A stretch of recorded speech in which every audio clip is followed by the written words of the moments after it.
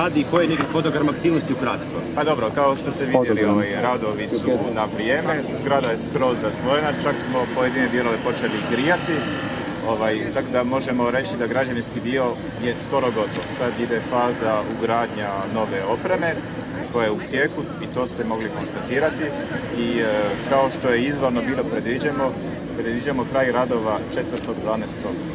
ove godine, 2016.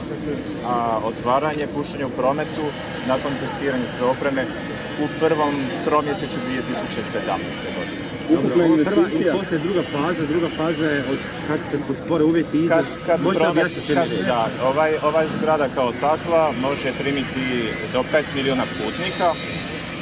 Kad promet dosegne nivo preko 5 milijuna putnika, tada ide ta takozvana faza 2, gdje će se dijelovi koji su iza meni i s lijeve i s desne strane produljiti kako bi se mogao kapacitet podići na 8 milijuna putnika. Ovaj središnji dio, on je već kapacitiran za 8 milijuna putnika, tako da on se ne dira. Hoće li to funkciji stani terminali strojama?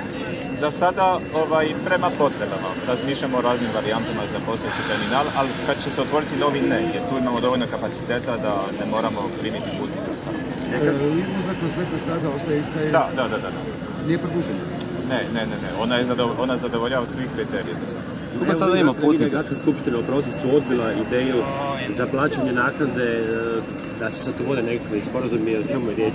Koji je vaš komentar? Da, mi nemamo komentare na tome jer se to radi o drugom društvu. Mi smo međunarodna zračna luka, postoje drugo društvo koje je zračna luka Zagreb, tako da ja ne mogu komentirati. Hvala vam. Koliki je sad? Koliko je ukupna investicija? David Gadanica. Član uprave. Hvala. Možemo još 2-3 pitanja.